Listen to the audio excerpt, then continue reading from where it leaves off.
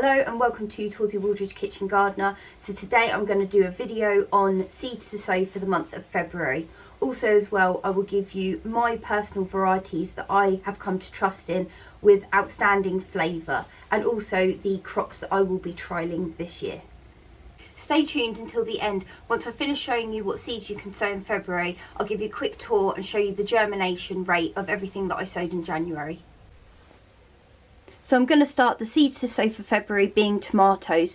I don't really know anybody who doesn't like a tomato. They're a fantastic plant to grow with loads of beautiful fruits. And here are some of the varieties that I would recommend for everybody to have a go at.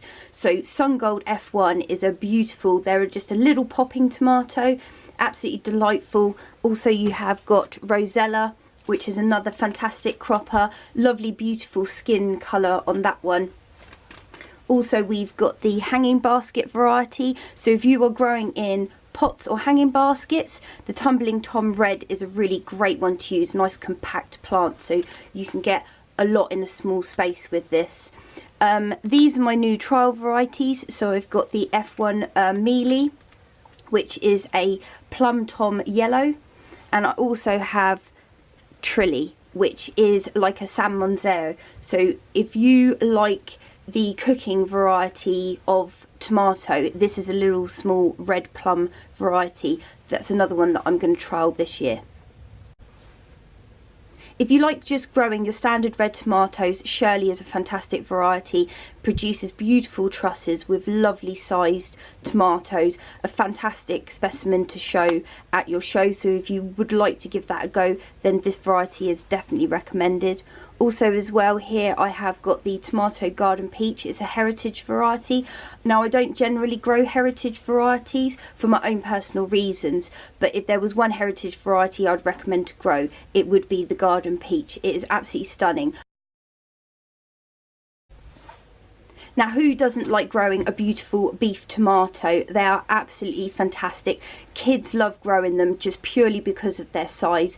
They are quite a hungry plant, and they do take a little bit longer to get going than your normal tomatoes, but very well worth doing and beautiful if you can pick it straight. So if you're doing it down at the allotment, you can pick it straight off the plant, slice it, stick it on a burger if you're having a barbecue. Obviously if you're vegan or vegetarian, this goes beautifully in any salad. If you guys are into your cooking tomatoes, San Monzeo is a really reliable tomato crop to grow. I've tried quite a few of the cooking tomatoes, but always found that pest and disease sets in and it doesn't really fruit very well. The fruits are hard to set, so this one is brilliant. I would suggest that you provide it with protection, so grow it in your polytunnels or your glass houses. It does, if you can get it going nice and early, so you've got that prolonged warm growing season to provide for it. But I tell you, once you have made your tomato ketchups, your tomato sauces, or you just like a good sun-dried tomato, you will be growing this year in, year out. So this is my tomato plant Submarine. This is a rootstock tomato plant, so I will not be growing this one to produce tomatoes. It is purely for the roots that I then will graft my tomato plants onto this rootstock. And I will be uploading a video March or April in 2019 to show you how I do that and the reasons for why I do that. So if you like growing your brassicas, kohlrabi is a fantastic variety of vegetable to grow. The kids will absolutely love them because they look like flying alien spaceships, and it's always worth giving them a go, and they sort of look like quite an oriental plant. Along with that, you can grow your all year round cauliflowers, red drumhead cabbage, and also as well giraffe, which is a purple-headed cauliflower. You can also get the green and orange varieties of cauliflowers, but they're to be grown in the next few months.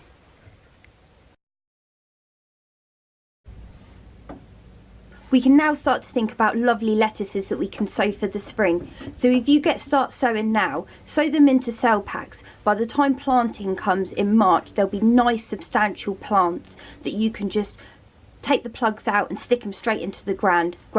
And also as well, because they will be that little bit bigger, they'll be able to withstand the cold a lot better. If you do live in slightly cooler climates than the south of England, just go for those winter variety of lettuces until that weather breaks, and then you can start to sow your spring lettuce. So this will be my first year of growing the Cape gooseberry. It does recommend that you grow it in a glass house or a polytunnel, and bearing in mind it can get up to 2 meters in length, so it's quite a prolific big takeover plant.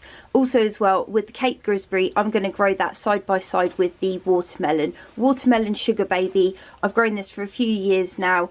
Absolutely wonderful miniature little watermelons that are so much sweeter than what you can buy in the shops, and so worth growing. Now is a great time to start thinking about growing your celery and your celeriac in seed trays. So the celery F1 Victoria is a great variety. It's non-trenching, it's easy to look after throughout the growing season. With the celeriac, this is a new trial variety that I'm doing. Unfortunately, the one that grew particularly well last year, I'm unable to source the seeds for that, so this will be a trial celeriac and we'll see how we get on. The one thing that I will recommend is, with celery and celeriac, from seedling stage all the way through to the adult plant to when you harvest them, you need to make sure that they have plenty and regular amounts of watering. And I appreciate down at the allotment plot, that's not easily achieved.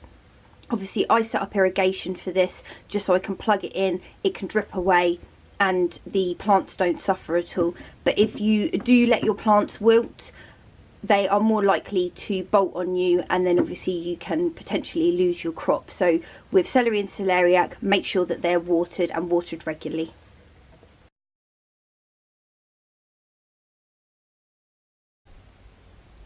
So now in the glass house, and everything is growing nice and well.